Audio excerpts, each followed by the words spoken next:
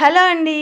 హోటల్‌లో దొరికే అంత క్రిస్పీగా రవ్వ దోసల్ని ఇంట్లోనే చేసుకోవాలంటే బేటర్‌ని ఎలా కలుపుకోవాలి, దోసని ఎలా పోసుకోవాలి, ఎలా కాల్చుకోవాలి, ఇలాంటి టిప్స్ అన్నీ నేను ఈ వీడియోలో పిన్ టు పిన్ చూపించానండి.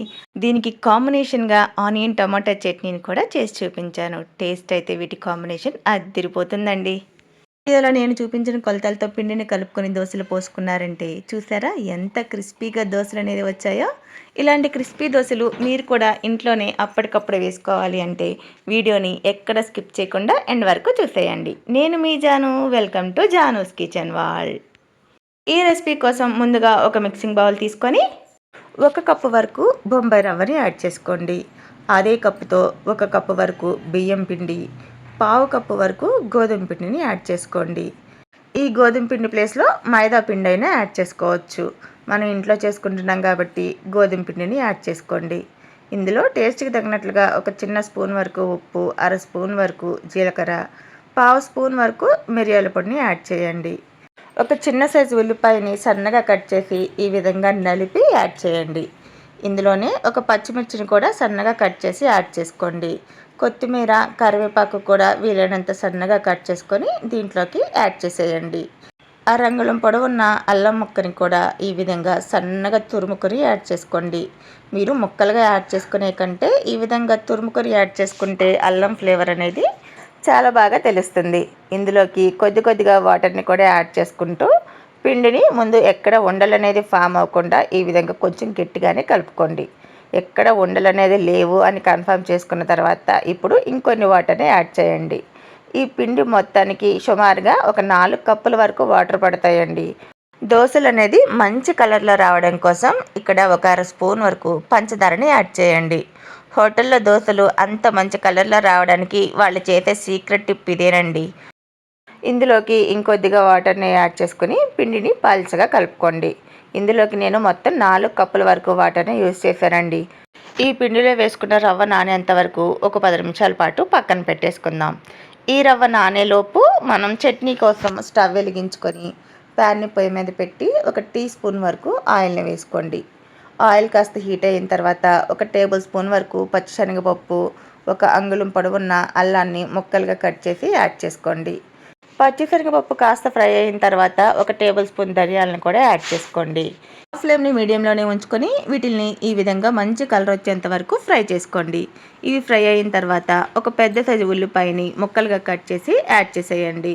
వీటిని ఒకసారి గెడుతో కలుపుకొని ఈ ఉల్లిపాయకున్న పచ్చివాసన పోయేంత వరకు ఒక 2 నిమిషాల పాటు మూత పెట్టి మగ్గించుకోండి. ఉల్లిపాయకున్న పచ్చివాసన పోయి కొంచెం మెత్తబడిన తర్వాత ఇప్పుడు దీంట్లోకి ఒక పెద్ద సైజు టమాటాని ముక్కలుగా కట్ చేసి యాడ్ చేయండి. 4 వెల్లుల్లి రెబ్బలు, కారానికి తగినట్లుగా 4-5 ఎండుమిరపకాయలని యాడ్ చేయండి. ఇక్కడ నేను ఎండుమిరపకాయలు వాడాను కదా, ఆ ప్లేస్లో మీరు ఎండు కారాన్ని కూడా యూస్ చేసుకోవచ్చండి. ఇవి త్వరగా మగ్గటం కోసం ఇప్పుడే ఉప్పును కూడా యాడ్ చేసేసుకోండి. ఇవన్నీ కలిసేలాగా గరిటెతో కలుపుకొని మూత పెట్టి టమాటాలు సాఫ్ట్గా అయ్యేంత వరకు మగ్గించుకోవాలి.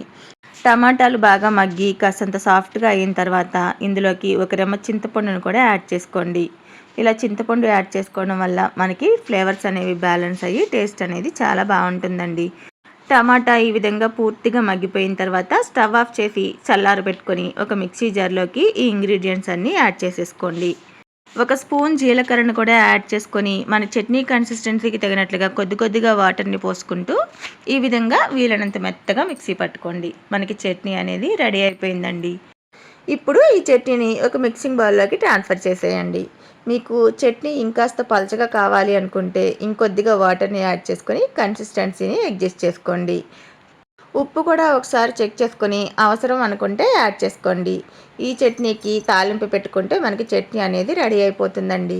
తాలింపు కోసం స్టవ్ వెలిగించుకొని పోపు గిరట పొయ్యి మీద పెట్టి ఒక టీ స్పూన్ వరకు ఆయిల్ వేసుకోండి. ఆయిల్ వేడయ్యాక తాలింపు దినుసులు, ఆవాలు, పచ్చిశనగపప్పు, మినపప్పు, జీలకర్ర వేసుకొని వేయించుకోండి. ఇందులోనే ఒక ఎండుమిరపకాయను కూడా తుంపుకొని వేసుకొని ఒక రెమ్మ కరివేపాకును కూడా వేసుకొని తాలింపు బాగా వేగిన తర్వాత మనం రెడీ చేసి పెట్టుకున్న ఈ చట్నీలోకి తాలింపుని యాడ్ చేసేయండి. అంతేనండి. ఈ తాలింపు ఫ్లేవరు చట్నీకి పట్టేలాగా గెడతో కలుపుకున్నారంటే మనకి చట్నీ అనేది రెడీ అయిపోయినట్లే.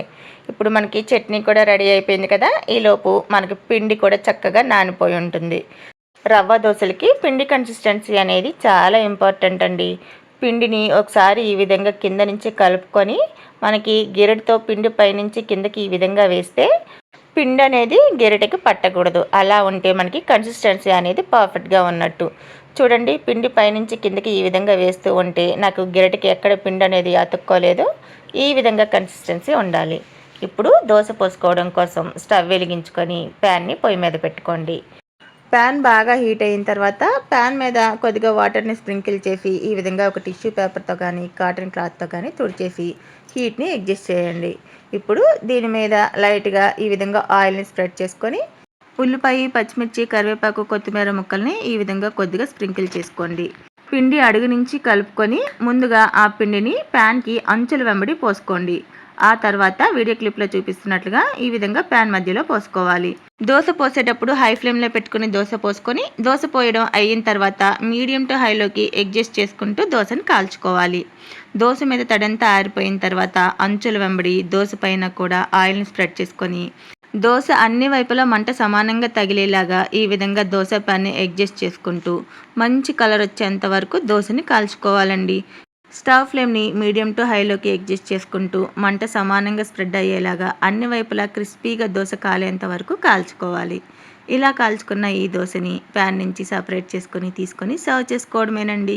రవ్వ దోశ క్రిస్పీగా హోటల్ స్టైల్లో రావాలి అంటే పిండి కలుపుకునే కొలతలు తెలియాలి, అలానే దోశ పోసుకొని కాల్చుకునే టెక్నిక్ తెలియాలి. ఈ రెండు కుదిరాయి అంటే పర్ఫెక్ట్ రవ్వ దోశలు రెడీ అయిపోయినట్లేనండి. ఈ దోశలకి మనం ముందుగానే రెడీ చేసి పెట్టుకున్న ఈ ఆనియన్ టమాటా చట్నీతో సర్వ్ చేసుకున్నారంటే టేస్ట్ సూపర్గా ఉంటుందండి. రెసిపీ నచ్చితే ఓ చిన్న లైక్ ఇచ్చి ఇలాంటి ఇన్స్టెంట్ బ్రేక్ఫాస్ట్ రెసిపీస్ కోసం జానూస్ కిచెన్ వాళ్ళ ఛానల్ని ఫాలో అయిపోండి. ఇలాంటి మరిన్ని ఇన్స్టెంట్ బ్రేక్ఫాస్ట్ రెసిపీస్ చాలానే పోస్ట్ అయ్యి ఉన్నాయండి. ఎవరికైనా ఇంట్రెస్ట్ ఉంటే తప్పకుండా చెక్ చేయండి. Thank you for watching.